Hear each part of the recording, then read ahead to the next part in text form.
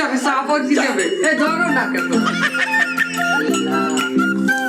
বাবু তুমি কিন্তু এই চা খেও না, এই চা চিনি দিয়েছি, তোমার না ডায়াবেটিস, তুমি এবার এই চা খেলে তুমি বিছনায় মুতু করবে। এই সমস্যা কি শুরু করেছো তোমরা? ভাবি আপনার নাম কি? আমার নাম এনজেল কারিনা।